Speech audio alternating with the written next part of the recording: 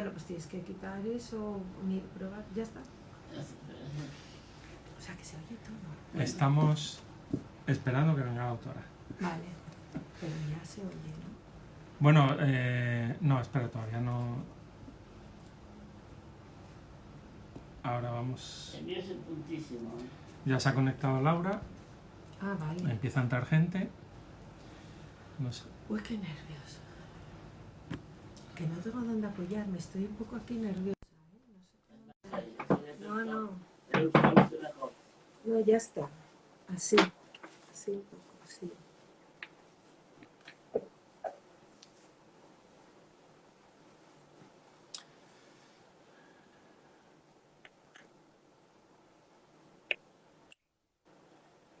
Ya, Estamos conectados. ¿Hola? Hola, a ver, un segundo. Te oímos, pero no te vemos. Sí, un segundo, a ver, no sé. A ver. ¿Por qué se queda así? Abrir esta cámara, Ya, aquí. pues cansar de torno entrado o algo. Espera.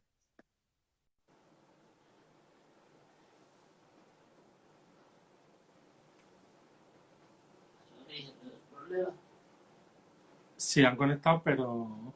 Bueno, nada, estamos aquí con un problema técnico que resolveremos para presentar la prima mayor de Laura Ghost y contamos con Chelo Vega, que ahora en un momento, en cuanto se conecte, pues os presentaré. Quita la librería.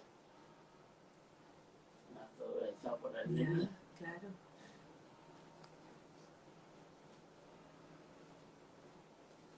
A ver.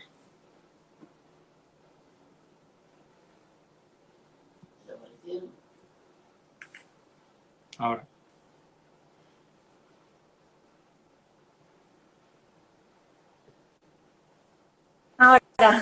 Ahora. ¿Me ves? Perfectamente. Muy bien. Perdona, no sé qué le pasaba al móvil. Nada.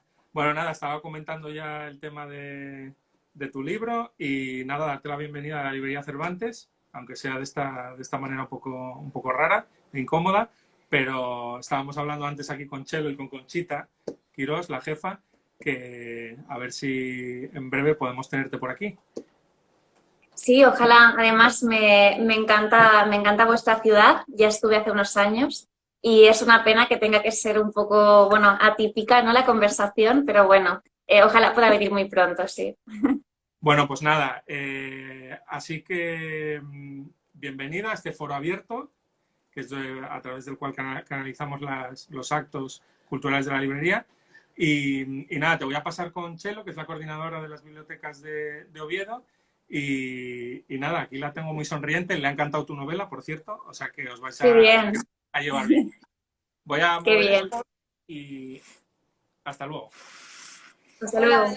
Hola, ¿qué tal? Hola, ¿qué tal? ¿Cómo estás? Pues muy bien, ¿tú qué tal? ¿Bien? Bueno. Bien, muy bien. Si te parece, te voy a presentar porque yo creo que, bueno, pues la mayoría o casi mucha gente de nuestra ciudad no te conoce, sobre todo no te conoce esta faceta literaria. Yo creo que seguramente que cuando digamos lo del Goya se acordarán de ti, pero no en tu faceta literaria. ¿Te parece? Empezamos así. Claro.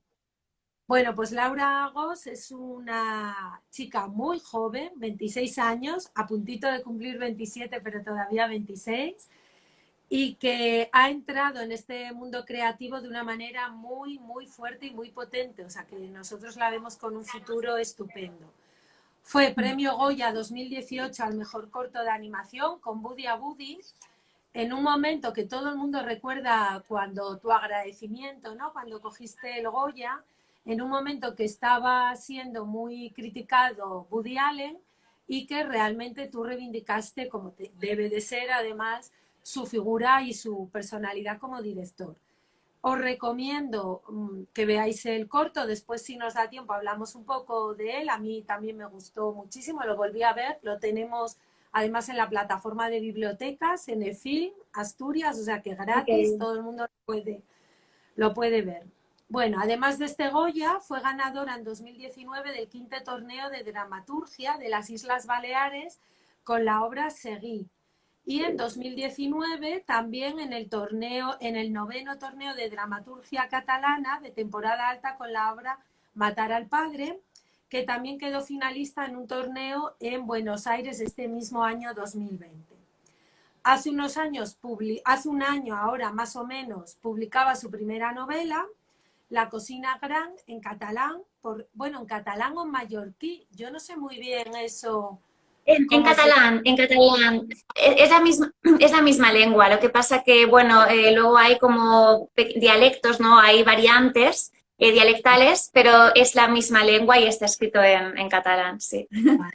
Bueno, que estaba editado por Montaner y que ahora es la que vamos a presentar traducida al castellano. Bueno, antes de nada quiero saludar a todos los lectores y lectoras que nos están viendo, que alguno estoy viendo por ahí es de nuestros clubs de lectura, así que bienvenidas y bienvenidos, yo creo que lo vamos a pasar muy bien y os va a gustar mucho. Antes que nada decir que con la novela en catalán estuvo en la lista de los más vendidos en la Feria del Libro de Palma y en Sant Jordi, en Barcelona, o sea que empezó muy fuerte. No, en el Sant Jordi, bueno, fue el Sant Jordi en Mallorca, en Mallorca. Ah. En el Sant Jordi de Mallorca fue el más vendido, sí. Bueno, darte la enhorabuena porque, bueno, no es nada fácil, aunque sea en Mallorca, quedar ahí. Y yo espero que ahora en castellano la gente se anime y lo lea porque es una novela que da mucho juego desde mi punto de vista. Y por empezar a preguntarte, ¿te asusta todos estos premios? ¿Te condiciona cuando tú ahora te pones a escribir o no? Porque eres jovencísima, hay que decirlo, ¿eh? Sí, a ver, yo creo que siempre, evidentemente, el hecho de que haya un reconocimiento genera expectativas, ¿no? Y las expectativas son eso que a veces, sobre todo cuando las percibimos en el entorno que apreciamos o que queremos, sí que pueden a lo mejor condicionarnos, ejercer cierta presión de satisfacerlas, de no decepcionar, ¿no?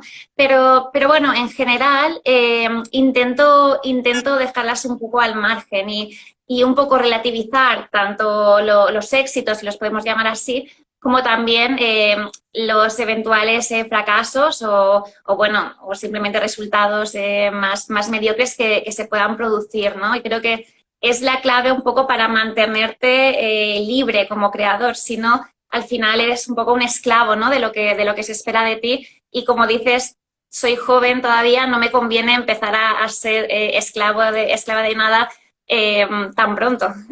Claro.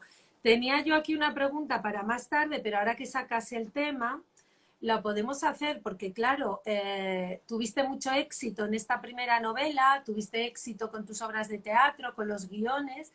¿Crees que te puedes sentir presionada por el mundo editorial, no solo con las prisas, sino con los temas? Ya sabes que hay muchos autores que le dicen, tienes que escribir una novela, yo qué sé, pues ponte ahora sobre la pandemia, o tienes que escribir una novela sobre, yo qué sé. ¿Tú te sientes presionada por ese mundo editorial o quieres mantenerte en ese espacio tuyo de creación mucho más libre? No, para mí... Uy, se nos cortó, se quedó ahí. Los vértices. A ver, uy, se nos... Ahora. No sé qué ha hecho, bueno. Sí, cosas del directo. No, bueno, para mí la libertad es fundamental si hablamos del acto creativo, ¿no?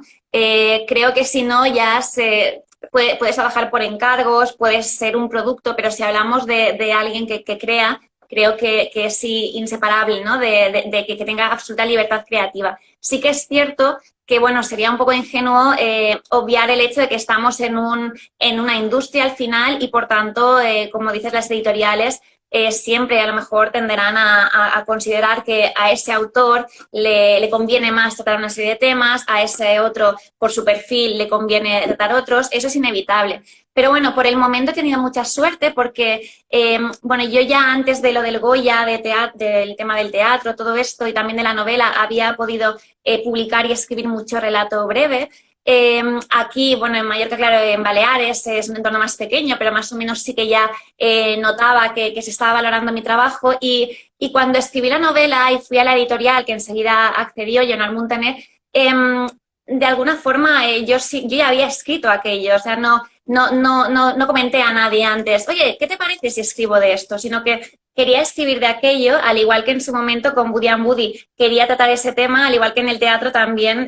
Nunca ha habido, digamos, un filtro. Ahora es la primera vez en mi vida en que ya estoy escribiendo la segunda novela y también tengo un contrato firmado para escribir una obra de teatro con una compañía de Barcelona, de Jordi Casanovas, y allí sí que ahora a veces me pregunto, ostras, y aquí ya, como ya vengo de otra novela, aquí ya no solo a nivel editorial, sino realmente ya puedo considerar que hay unos lectores que esperan algo concreto de mí, porque con La prima mayor era una incógnita, y ahora, más allá de lo que más la conocemos, de relato, de teatro, de cine, ¿qué nos va a hacer, ¿no? Como novelista? Ahora ya se supone que hay algunas expectativas y bueno, y simplemente tengo que intentar no ceder demasiado a esto, porque yo creo de verdad que si se escribe o si se crea como con estrategia comercial, pensando, haré esto porque esto va a gustar, siempre se fracasa al final, o muy a menudo se fracasa porque es imposible predecir cómo van a reaccionar los lectores, si va a funcionar igual. Si repites fórmula, te dirán que has repetido fórmula. Si te apartas, te dirán que ya no es lo mismo. O sea, que mejor escribir lo que te apetece. Bueno, además tú siempre repites en las entrevistas que tú sobre todo eras escritora, que llevas escribiendo desde que eras una niña, pero que sí te gusta cambiar de registros. De hecho, tienes efectivamente relatos cortos, obras de teatro, guiones. Yo creo que lo único que no oí o no leí es con la poesía. No sé si te vas a Exacto. atrever o no, pero que para ti lo importante es tener un estilo, pero en diferentes registros, ¿no? Tú te sientes escritora y a partir de ahí lo que te venga, Sí. ¿no? Sí, de hecho es inevitable. A veces te presentan como escritora, dramaturga, guionista. A mí me sobran tantas etiquetas porque creo que al final un escritor engloba todo eso, ¿no? Alguien que se dedica a escribir puede ser un poeta, puede ser alguien que escribe para el cine o para el teatro o escribe novelas o relato breve. Es cierto, como dices, en la poesía no he entrado, lo respeto muchísimo y me gusta, pero no... Nunca he entrado y supongo que pensé, bueno, ya me basta con las facetas en las que sí que me siento ya directamente cómoda, pero sí que es cierto que me encanta poder jugar con diferentes registros y sobre todo, aunque para mí la novela o la narrativa en general es el ámbito en el que me siento como más completa porque me permite ponerlo todo allí, puedo plasmar, tanto hay descripciones, puede haber diálogos, puedes hacer, crear imágenes, ¿no?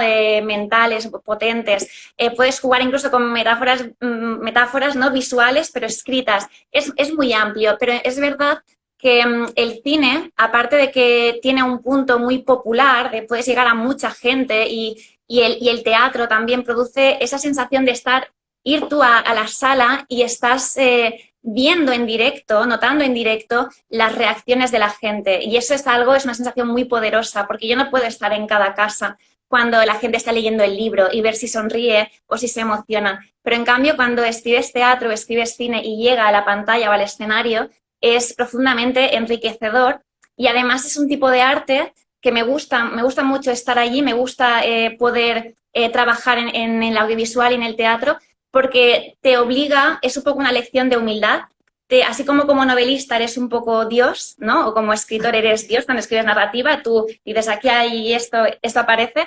En cine, si como escritor solo eres guionista, serás un escritor profundamente frustrado, porque claro, es un papel, luego necesitas todo un engranaje, eres una parte pequeña del engranaje. Al igual que en teatro, necesitas a los actores, a la escenografía, el director.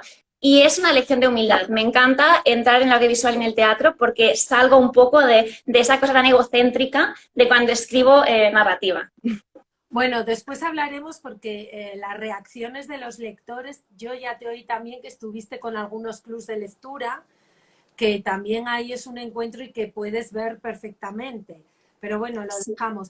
Porque ya tenemos alguna pregunta sobre la novela yo no quiero destriparla mucho porque quiero que quede intriga y que la gente se anime a comprarla y a leerla, pero bueno, podemos contar un poco que es una historia contada por una chica cuando ya es adulta, aunque no sabemos qué edad puede ser de adulta, y cuenta sus vivencias entre cuando tenía 12 a 14 años a partir de que llega una prima.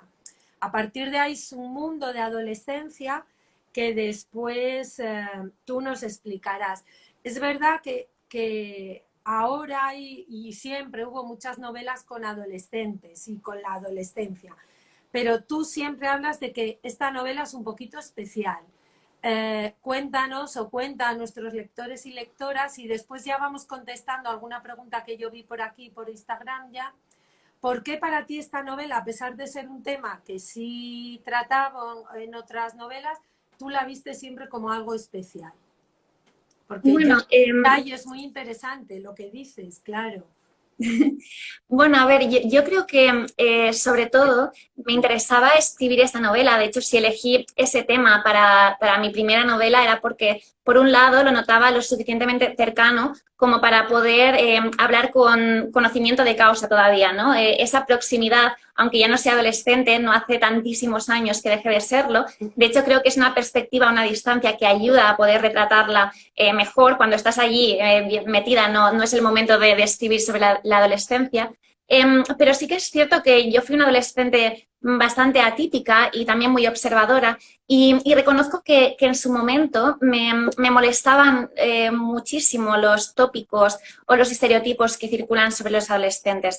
Creo que están allí como existen también en los adultos, ¿no? Esto es inevitable, pero de alguna forma hay un punto, había y sigue habiendo, ¿no? Ha habido siempre ese punto de condescendencia hacia el adolescente, hacia la persona. Es que el propio concepto adolescente ya no se evoca como a esa persona ahí, como ese mueble que tenemos en casa ahí, como pasando de todo. Es como una figura un poco como caricatura, ¿no? Es una caricatura al final cuando hablamos de un adolescente.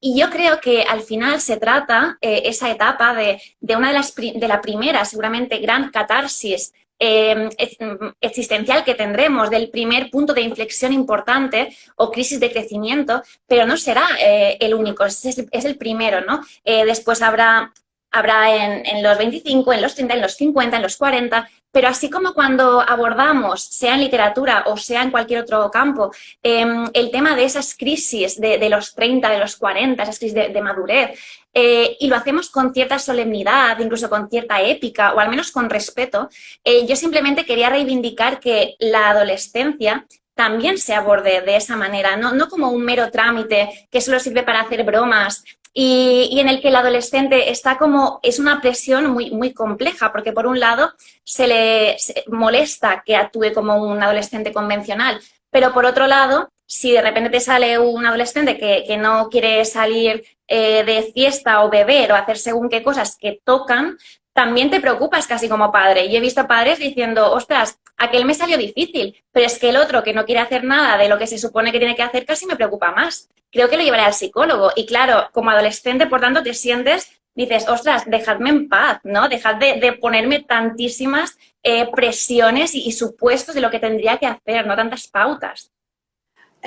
Bueno, después hablaremos también a quién dirigías tú y este mundo de etiquetas horroroso que se pone, pero nos pregunta un lector, y para que no se nos olvide, sobre el contexto, ¿no?, de la obra. La obra se sitúa en un pueblo y en un tiempo determinado.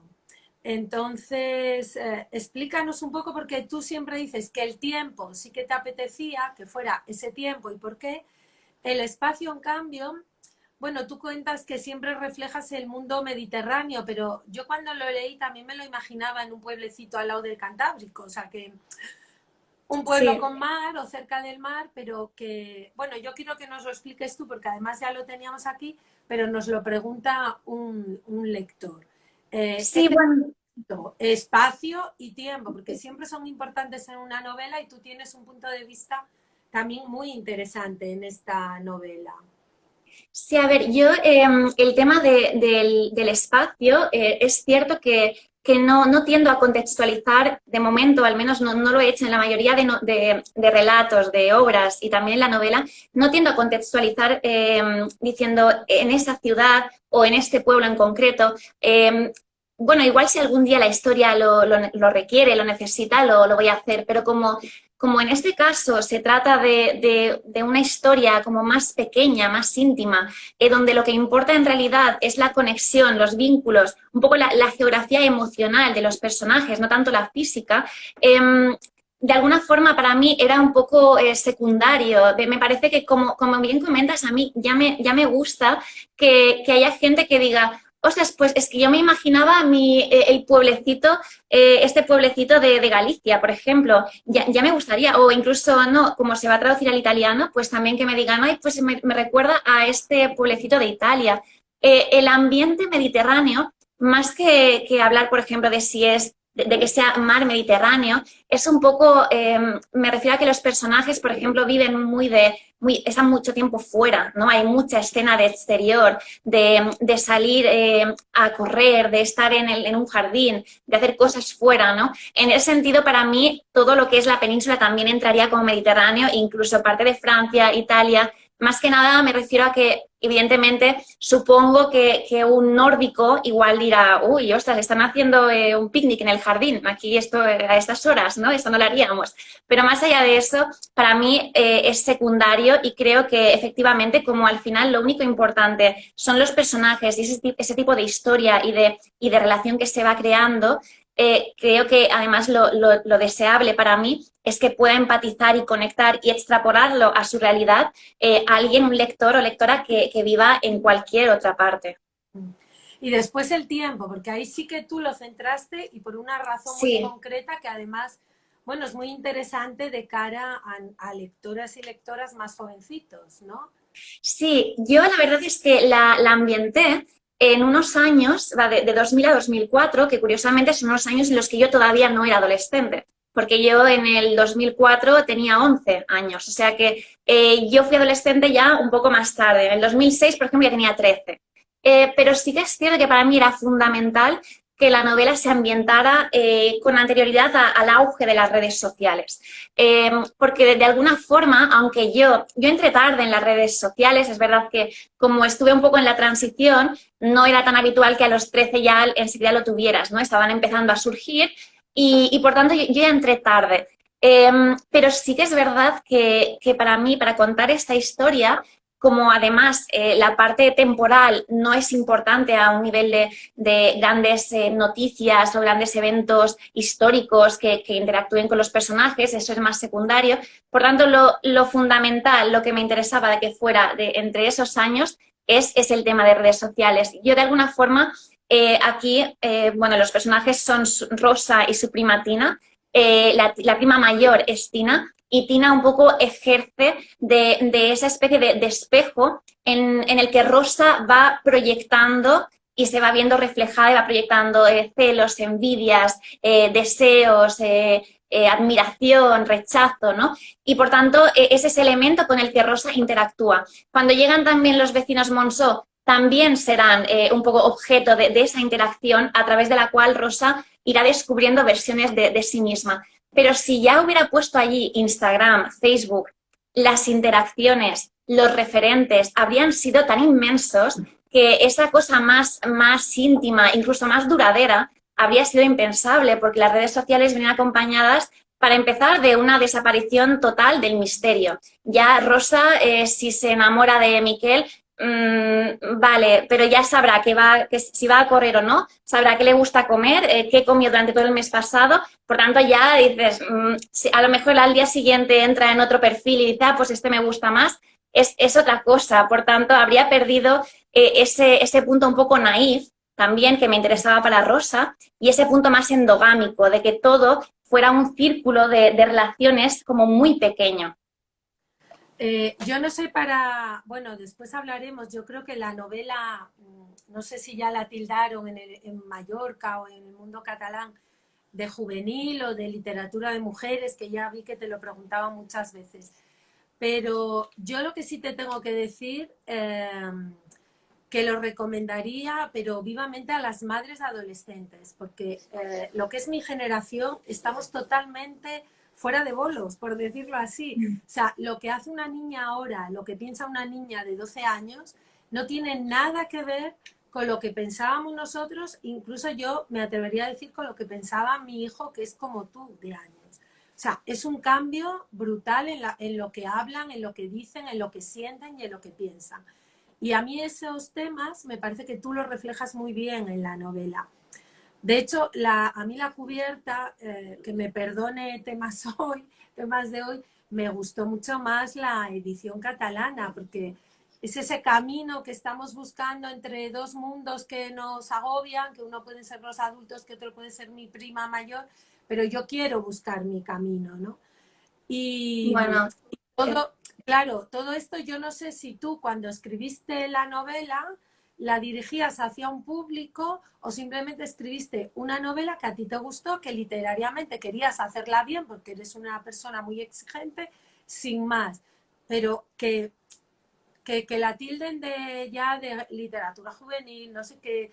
Bueno, a mí personalmente no me parece, porque yo creo que una buena novela no tiene edad, ni género, ni nada, pero en ese tema, ¿tú cuando escribiste pensaste que esto podría ser para un tipo de público determinado? bueno, para empezar, solo quería hacer un inciso con esto que has comentado de las portadas, porque, bueno, yo estoy enamorada de la portada de La Prima Mayor, de la edición de temas de hoy, pero es cierto que para mí, que tengo también un cariño muy, muy, muy especial a la edición catalana, porque además esa interpretación de la portada que has hecho, de la ilustración, se la debo a Ángel Luque, que es el diseñador, que es un buen amigo además. De hecho, es también el diseñador del cartel de Woody and Woody, del cortometraje que ganó el Goya, el diseñador de los personajes.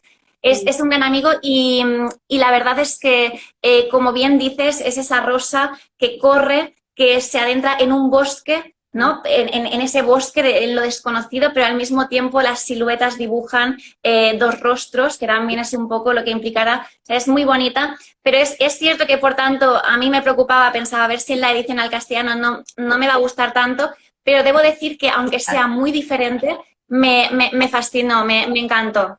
Sí, además es preciosa, o sea, los miedos se desvanecieron rápidamente. Y sobre lo otro... Así.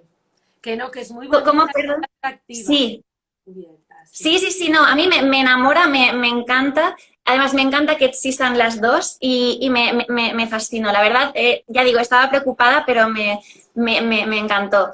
Pero bueno, aparte de esto, lo que comentabas de las etiquetas, es cierto que yo rechazo bastante las etiquetas, tanto aplicadas a personas como aplicadas a libros. De hecho, creo que también me gusta tratar un poco ese tema de las etiquetas y también sobrevola un poco la novela en algún momento, porque hay a veces una tendencia, sobre todo a esas edades, pero también se mantiene después, a categorizar, ¿no? A poner a veces etiquetas, connotaciones o a aplicar prejuicios que a veces después son un lastre para toda la vida, ¿no? Pero en libros... yo sí que cuando ya me reuní con la editora de la edición en catalán, ya le dije muy claramente, dije, pero vamos a evitar etiqueta de novela juvenil. Y me dijo, no, sin duda, dices que esto no es una novela juvenil, es una novela protagonizada por una persona o por dos jóvenes. Y a mí eso me parece fundamental, al igual que la etiqueta de novela para mujeres. ¿Qué significa? Además, muchas veces se asocia o bien a que la autora es una mujer o bien a que la protagonista lo es. Y eso es totalmente absurdo. No se habla tanto de novela de hombres, tampoco se habla de novela del inserso, de la tercera edad, cuando es una novela protagonizada por alguien de 70 o de 65. Y por tanto, para mí, todo eso solo contribuye para empezar a ofrecer como obstáculos, frenos a lectores potenciales que ya se ven condicionados por esa etiqueta. Y sobre todo que es que, como bien decías antes, para mí lo único que a veces he asociado a lo que se considera novela juvenil eran muchas veces, y lo respeto muchísimo, pero eran a veces productos que a mí de adolescente me generaban cierto rechazo, porque eran como lecturas que lees en el instituto, por ejemplo, que eran como muy de tesis, que es algo que a mí no me gusta nada, no me gusta como lectora, no me gusta como creadora. Era algo de personajes buenos y malos, donde había mucha moral, mucho mensaje, en plan, no te quedes embarazada a los 15, no tomes drogas, cuidado que puedes terminar así. Y a mí esa cosa tan explícita me desconectaba mucho de la historia, ¿no? Por tanto, creo que en general tienen un punto a veces de paternalismo, de condescendencia, como decía antes, que no me atraen y mucho menos me atraen a la hora de escribirlo yo. Si me permites, voy a leer la primera frase de la novela, que para mí ya es un microrrelato en sí misma, ¿eh? Porque tú hablas que para escribir un guión, en una entrevista decías que es muy importante que el inicio y el final, entre otras cosas que dices, sean muy potentes. Voy a leer el principio porque yo cuando leí la primera frase ya quedé totalmente enganchada a la novela. Dice, la vuelta del Tina alteró la tranquilidad de nuestro pequeño pueblo con la misma intensidad turbadora que había provocado su desaparición 2 años antes. Para mí esto ya es un microrrelato, o sea, ya me estoy imaginando y qué habrá pasado y qué pasaría después o antes. Tú después vas creando esta intriga a lo largo de toda la novela que después vas resolviendo también a medias, porque eres una persona que yo creo que no te gusta cerrar cosas. Quedan ahí porque el final es también muy potente, pero queda ahí, ¿no? Dice, por primera vez en mi corta existencia me di cuenta de que ya no deseaba que el tiempo pasase más rápido. Al fin y al cabo ya no era necesario correr. O sea, ya es otro microrrelato ahí. Sí, Siempre te gusta estos inicios, estos finales y sobre todo el dejar mucha posibilidad a la imaginación también de los lectores y las lectoras. No les quieres dar cosas todas masticadas, ¿no? Me da la sensación... No. Claro, de hecho a mí es algo que incluso me molesta también como espectadora también a veces en el cine, ¿no? En los diálogos muchas veces que dices, no hace falta que me lo expliques tan claramente, ya lo estoy entendiendo por el contexto, por la imagen o por tu cara, ¿no? En literatura me pasa lo mismo, me gusta, como dices, dejar abierto, también un poco de ahí lo de no tener en la trama ese recordatorio constante de dónde está cada persona, de qué está haciendo, es decir, esa exhibición constante que son también las redes, ¿no? Que en realidad no dejan nada para el misterio, ¿no? Ya no es... Cuando a veces me preguntan los lectores, de hecho, de la novela en catalán, en algunos clubs de lectura me dicen, pero es que a mí me gustaría saber, pero ¿qué hace Tina en aquel momento cuando no la tenemos allí, ¿no? Pero, ¿pero qué pasó en ese momento? Y yo a veces digo, es que no lo sabemos. Al final no nos olvidemos que esta novela, bueno, para mí es muy importante cuando alguien escribe como en primera persona, con un narrador en primera persona, como ya no eres omnisciente, tienes que ser consecuente. Lo que no puedes hacer es ponerte de narrador en primera persona, hacer partícipe al lector de esa técnica y después decir lo que todo el mundo hace o en lo que el mundo piensa fuera de campo, ¿no? Tú en aquel momento, Rosa, por ejemplo, nos cuenta la historia. Por tanto, Rosa, si Tina o un Monzó o cualquier personaje desaparece por cualquier circunstancia durante un tiempo de su vida, ella no sabe lo que está pasando. Al igual que en la vida real, antes de que, como digo, Instagram y Facebook nos lo dijeran todo, no sabíamos qué pasaba con a lo mejor ese amigo que se iba un año fuera y no sabíamos también qué era de su vida, ¿no? O sea que para mí ese punto de misterio, ese punto también de dejar alguna incógnita, de incluso a veces he llegado a responder, me dicen, pero ¿y qué piensa en ese momento, Rosa? Y digo, no lo sé, preguntárselo a ella, ¿no? Porque llega un momento que incluso me gusta dejar un poco abierto, que el propio personaje, el lector pueda decidir cuál cree que era el conflicto del personaje en ese momento o qué podría haber hecho si no hubiera hecho esto otro. Incluso los finales, me gusta que al final sean un poco abiertos porque en ese tipo de novela en el que además hablamos de una adolescencia, ¿no? Al final Rosa está, cuando termina la novela y tiene 16 años, es que solo está empezando lo que será la edad adulta, lo que será la vida. Por tanto, no se puede hablar de un final, se está hablando de un momento, un instante previo a todos los cambios que vendrán, ¿no? No es como una película de y final feliz y ya cortamos, vamos a negro. Y a mí me gusta pensar que después cada persona podrá decidir qué cree que ha hecho Rosa o que ha hecho Tina con su vida. En realidad sí, yo te iba a felicitar también por esa elección en primera persona de la narradora, en este caso Rosa, que está muy conseguida, porque es verdad que es muy honesta y cuenta lo que ella sintió y cuenta lo que ella ve, ¿no? Porque no es que haya un malo, un bueno, sino ella lo que siente y ella cómo ve a su prima y a la familia que también es protagonista de los que son todos. Sí, que es muy simpático ese tema y que también tiene un juego ahí en la novela. A pesar de que es una novela que no es excesivamente larga y que no hace falta que sea más larga porque está todo aquí muy bien explicado, sí que aparecen muchísimos temas propios de la adolescencia, que yo creo que puede hacerlo muy atractivo, porque sobre todo es lo que tú, me gustó mucho como lo definías, una geografía emocional de los personajes, porque es un mundo de relaciones.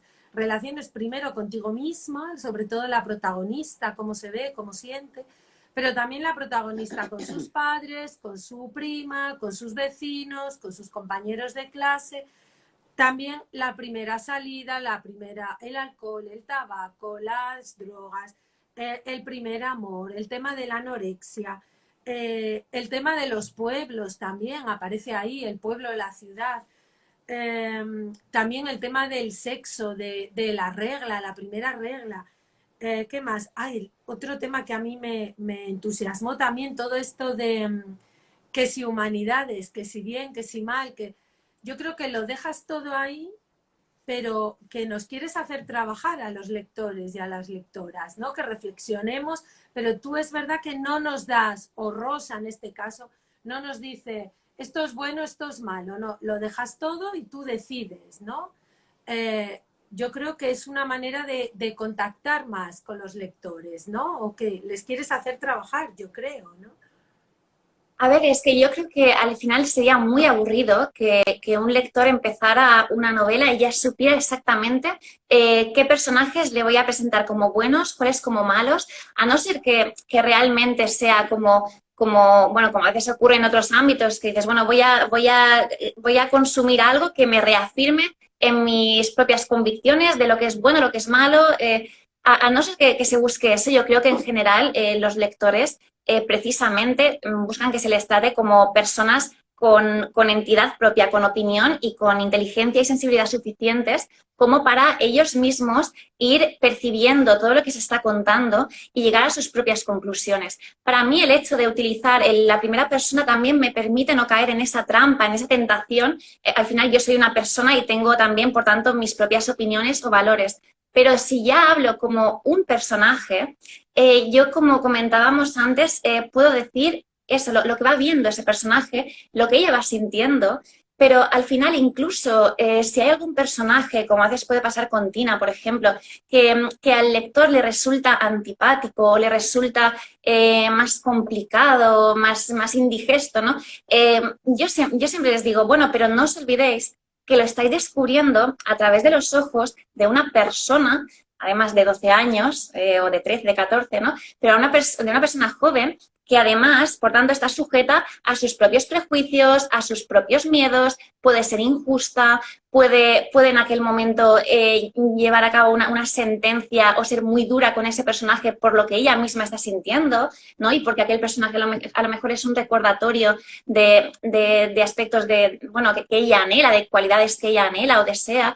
O sea que al final creo que el uso de esa primera persona sí que para mí sirve para que el propio lector pueda ver con los ojos, además de una niña bastante joven, una adolescente de esa edad, el entorno y pueda llegar a conclusiones. Pero yo no aspiro ni a que el lector idolatre a Rosa, que al final Rosa, además, no olvidemos que es una chica que todavía tiene que entrar en contacto con sus propios monstruos, con sus luces y sombras, ¿no? No será siempre esa personita más blanca y pura, ¿no? De hecho, no sería ni recomendable. Debe crecer, debe ser un poco Tina o su propia Tina en algún momento, ¿no? Pero sí que es cierto que no me gusta en general dibujar ya blancos y negros, sino que creo que es como la vida misma. Al final, un personaje, además, te puede resultar muy fascinante y a lo mejor que te genere conflictos morales sobre su actitud. A lo mejor puedes decir, en ese sentido me gusta, en cambio, en ese aspecto no coincido, pero eso al final es lo que creo que es enriquecedor y a veces podemos llegar a sentir mucho cariño por personajes con los que solo coincidimos en parte o por otros con los que no tenemos nada que ver, pero que los entendemos, aunque no nos guste lo que hagan, ¿no? Y todo eso para mí es lo que hace que conectes con una historia y que luego cuando la terminas pues, puedas quedarte con la sensación de haber sido un sujeto activo y no solo pasivo de esa lectura. Uh-huh. Comentabas que tenías experiencia o que habías tenido algún encuentro ya con clubs de lectura. ¿Adultos, sí, juveniles? Adultos, es decir, clubs de lectura siempre adultos y además, afortunadamente, tanto hombres como mujeres y de todas las edades. Pero también he ido a bastantes institutos a hacer charlas y algunos han leído la lectura, el libro en bachillerato. O sea que he tenido un feedback bastante heterogéneo en ese sentido. Esperemos que puedas venir a algún encuentro aquí con nuestros clubs de lectura, pues de cara ya me imagino que al otoño, a ver si ya esto está un poco más tranquilo. Otro tema que me sorprendió fue, bueno, hay dos cuestiones. Uno, tu referencia literaria a los cuentos, que me encanta, Alicia en el País de las Maravillas, porque yo creo que tanto Rosa como Tina son muy Alicia, porque son mujeres fuertes, aunque son niñas, tendrán que vivir mucho y sufrir mucho, evidentemente, pero son mujeres que van decidiendo, o niñas que van decidiendo su camino, ¿no? Que son un poco fuertes, como Alicia. Eso por un lado. Y después la banda sonora también me sorprendió, porque es una canción del 75, que bueno, me sorprendió porque tú eres mucho más joven y quería preguntarte por qué esa canción y por qué Alicia, que estamos todos como enamorados de Alicia, ¿no? Yo creo que ya en todas las generaciones, pero me gustó encontrar ahí a Alicia también. En Alicia, para mí Alicia es simplemente me servía sobre todo para jugar, porque me daba juego con el tema ese de la metáfora sobre el crecer y además sobre el deseo que a veces podemos tener sobre todo en esas edades, ¿no? De crecer rápido, ¿no? De crecer en plan con una poción o una galleta mágica que nos haga crecer de repente, ¿no? También porque Alicia es una persona muy curiosa, ¿no? Al final, tanto Rosa como Tina, a su manera, se sienten tentadas, son curiosas, sienten atracción hacia lo que no conocen, a veces también un poco hacia el abismo, hacia ese punto de riesgo, de ver hasta dónde eres capaz de llegar, ¿no? Por conocer y por descubrir. Y creo que al final, aunque las separe su manera de actuar, sí que las dos se mueven bastante por esos impulsos, por ese deseo de descubrir, de conocer y de crecer, por tanto. ¿Y la canción? La de All by Myself, que es de... Bueno, esta canción, claro, allí se habla sale Bridget Jones, ¿no? La referencia también es decir, la referencia era un poco porque en esa época en la que está ambientada se había estrenado Bridget Jones, ¿no? Sí. Y por tanto tenía como cierto sentido que se pudiera escuchar esta canción en la radio. Esta canción no tiene tanto peso como otras también, de hecho, en algún momento se cita que si al padre le gusta Héroes del Silencio, ¿no? Sí. Pero sí que bueno, era más que nada en ese sentido acompañar, ahí sí, contextualizar un poco a nivel temporal la historia. Pero diría que la canción es más circunstancial, es más porque es una canción que en ese momento tiene cierto sentido por lo que te comentaba también de esta película y tal, pero que se escucha en la radio en ese momento. Pero lo de Alicia es más intencionado y tiene más carga simbólica. Uh-huh. Otro tema que aparece es la fugacidad, yo creo que del tiempo, de la felicidad, todo lo comparas como con un instante y a mí hay una escena que me gustó mucho y que la relacioné mucho con esto, es cuando empieza a nevar, pero la madre de Rosa le dice en ese momento la nieve va a desaparecer, ¿no? Y efectivamente salen de la tienda de comprar y la nieve ya desapareció. ¿tú crees que en los jóvenes, en los adolescentes, son conscientes de esa fugacidad del tiempo y del momento? Yo creo que es más Bueno, un pensamiento como de adulto, ¿no? Nosotros, ¿o qué? Bueno, en ese momento, de hecho, a continuación de esa escena, Rosa tiene ahí como un monólogo interno, un poco melodramático, como puede ser ella en algunos momentos, aunque después, por suerte, también sabe reírse de ella misma, pero hace como una gran reflexión, ¿no? Sobre si la nieve como esa especie de metáfora de las cosas bonitas que duran poco, ¿no? Y se recrea mucho porque es muy intensa, Rosa. Pero sí que yo diría que, bueno, evidentemente la percepción, el tema del tiempo, creo que no lo tienes tan interiorizado cuando eres adolescente. De hecho, además, cambia mucho. En ese momento es como que cada año parece toda una vida, ¿no? Después los tiempos cambian un poco.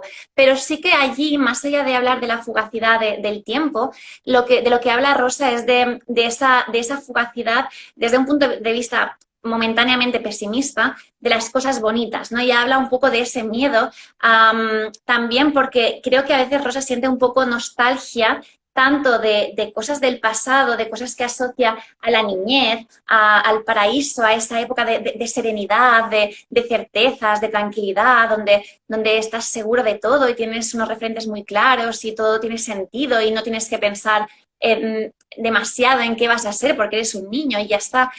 Claro, después entra en ese limbo, en ese momento de indefinición y de alguna forma creo que a veces Rosa siente nostalgia de cosas que todavía no ha vivido, ¿no? Pero tiene un punto de melancolía hacia todo eso y eso le lleva a lo mejor a temer que dure poco lo bonito, esas cosas bonitas que a lo mejor, bonitas asociadas igual a que simplemente sean claras, sean sólidas, ¿no? Porque creo que busca también pilares en los que agarrarse. Y lo de la nieve, esa cosa tan efímera de la nieve que al día siguiente se funde al cabo de unas horas, simplemente sirve para reflexionar en su caso sobre esa volatilidad, esa fugacidad de sentimientos, de experiencias bonitas, incluso porque su propio estado anímico es una montaña rusa, ella está en una época bastante volátil, ¿no? Y a lo mejor un día se siente ilusionada y al día siguiente ya lamenta esa ilusión que se ha perdido porque ya está en otro estado anímico, ¿no? Y como todo se intensifica, de alguna forma era más una reflexión sobre la fugacidad de los momentos o de la belleza o de todas esas sensaciones que no tanto sobre el tiempo. El tiempo yo creo que un adolescente no tiene una conciencia todavía del todo desarrollada sobre lo que es el tiempo, ¿no? La edad, los años. Sí, yo creo que Rosa nos habla un poco más de la felicidad, de su emoción, de su sentimiento, ¿no? Ella dice, las cosas bonitas no duran mucho. Y en otro momento dice, aquel instante duró tan poco como suelen durar todos los instantes, ¿no?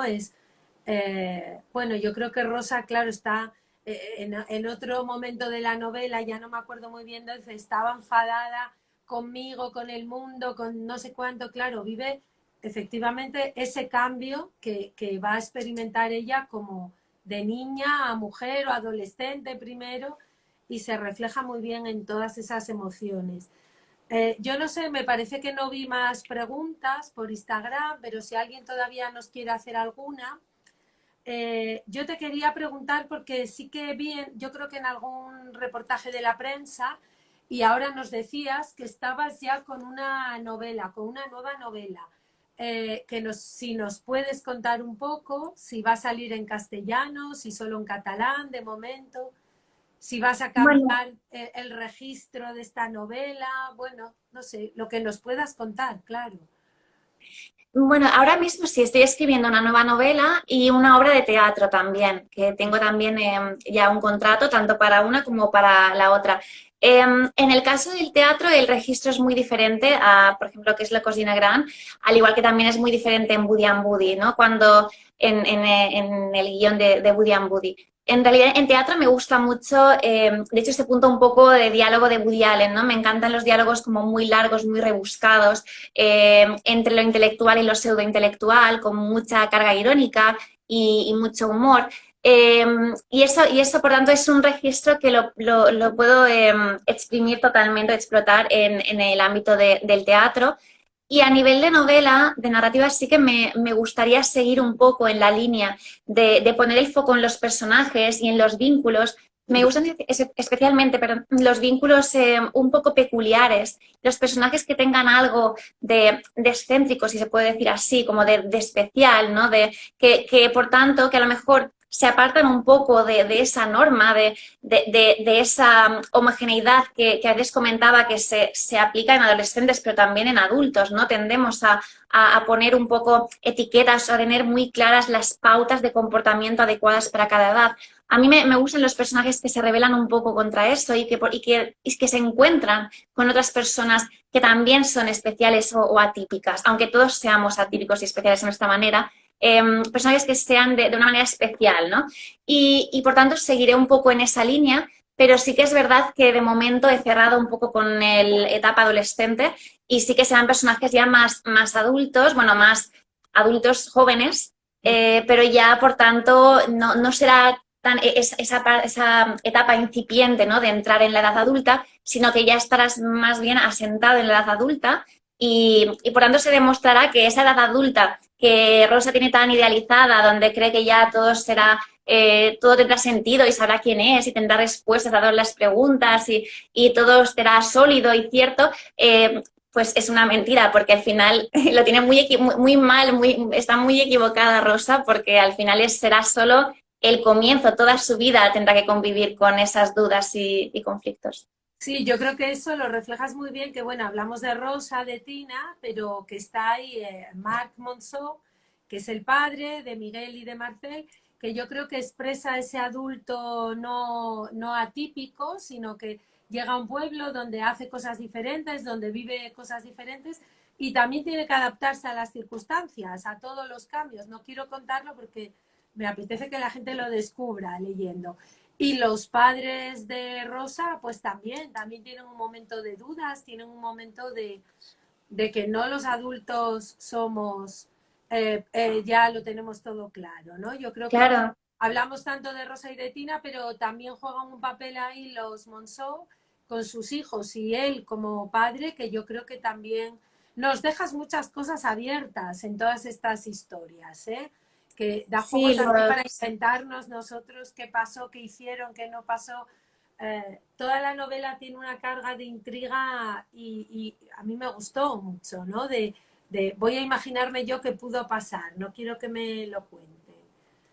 Sí, yo creo que los Monceau al final para Tina y para Rosa son un poco lo que Tina es para Rosa, son los Monceau para ambas, ¿no? Porque al final son personajes que aunque son importantes, sobre todo son importantes porque ellas dos, las protagonistas, deciden que serán importantes, porque ponen el foco en ellas. Es un poco, para mí, cuando al comienzo me preguntabas qué me había un poco movido a escribir esta novela, o también fue un poco esa voluntad, ese deseo de escribir una historia que pudiera conectar con hombres y mujeres de diferentes edades, pero que de alguna forma alterara un poco ese paradigma de hombres o chicos o niños protagonistas con chicas o mujeres que están allí, ¿no? Y que son importantes si interactúan con ellos. Cuando ellos dejan de considerar que son importantes o de adjudicarles un rol, desaparecen. A veces no tienen ni nombre casi, ¿no? En cambio, aquí quería que fuera un poco al revés. Nosotros, por ejemplo, Rosa, sobre todo, que es la que más conocemos a nivel psicológico, Rosa quiere experimentar una serie de sensaciones. Algunas de ellas coinciden con el primer enamoramiento, ¿no?